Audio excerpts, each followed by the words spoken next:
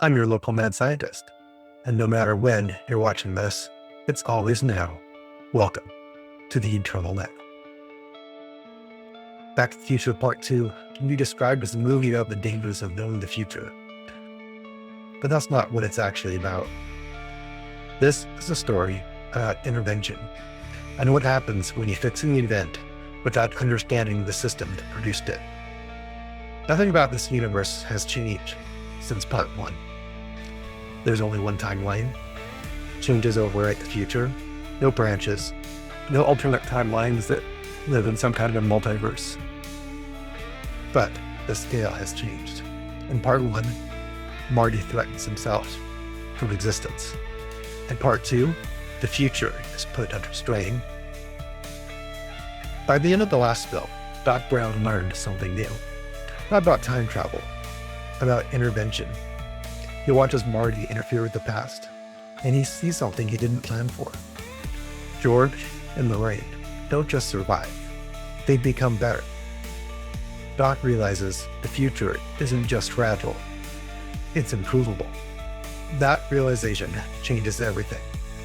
Doc no longer sees time travel as neutral. He sees it as corrective. So when he looks at Marty's children, he doesn't see fate, he sees a fix. This is the first time Doc intervenes not to preserve history, but to make it better. And that assumption is a mistake. In the original future, Marty Jr.'s arrest is not an isolated event. It propagates police, courts, family fallout. Marty Sr. inevitably is pulled into that crisis. That entire path is removed, not resolved. Removed. There's something that's always bothered me about this movie. Doc rushes to save Marty's children, but he never tries to save Marty. This feels deliberate, but it isn't. There's a critical timing detail. Marty's Jr.'s arrest was supposed to happen that same day, not years later, not eventually, immediately. In the original future, that arrest triggers an instant cascade. Police involved. Public embarrassment, family crisis.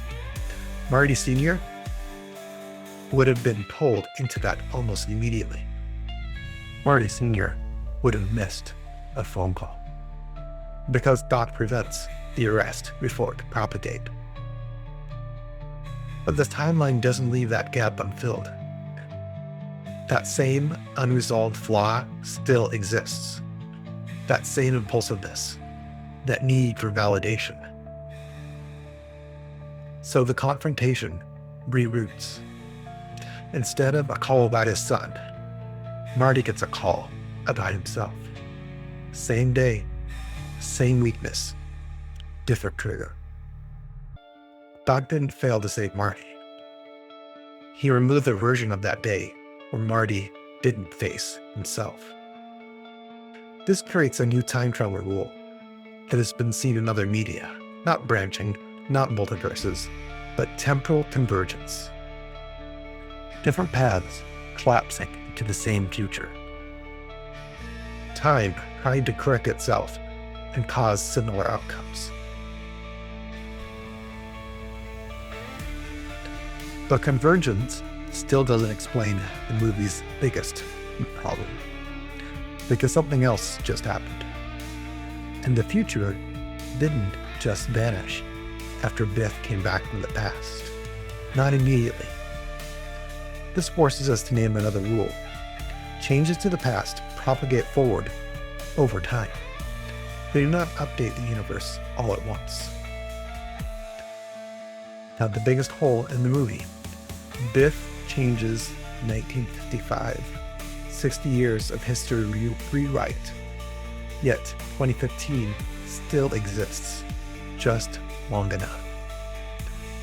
Temporal Propagation Delay repairs this. The overwrite hasn't reached 2015 yet. If old Biff fades because his world line intersects with the wave, Doc and Marty have to leave before it arrives. They don't survive because they're immune. They survive because they escape.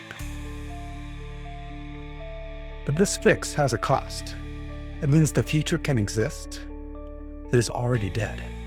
Much like the photograph in the last film, the future becomes indeterminate, and they were able to live hours, maybe days, inside this present that is not going to survive. Experience is allowed without permanence. This brings us to Jennifer. Doc returns her to 1985. And then they immediately leave. They head back to 1955. Minutes later, that 1985 is overwritten. Under the rules of the story, as used so far, Jennifer could not survive that moment as herself. She isn't killed, she isn't targeted, but she should be replaced. And the movie never explains how that works. Doc leaves Jennifer inside the present that is about to be erased. Whether that's survivable is a question the film postpones, not answers. In the new 1985 created by Biff, Doc Brown was institutionalized decades earlier. He was never supposed to finish the DeLorean, and yet here it is. Perhaps the only reason this works is because the machine leaves before the overwrite completes. Timing, not immunity. The rest of the film jumps back to 1955 and doesn't really add any new time travel rules to the film. This kind of shows how the old ones still work. The almanac is a single object, its effects are local. You remove it and the timeline stabilizes. But at the end of the film, something does happen. Up to this point, every problem can be repaired by naming an unstated rule. This one can't. Time travel requires 80 miles per hour. Lightning does not replace that rule. The system bends, and here, it snaps. The timeline doesn't care what you're trying to fix. It only cares whether the structure still holds. And in part 2, it almost doesn't.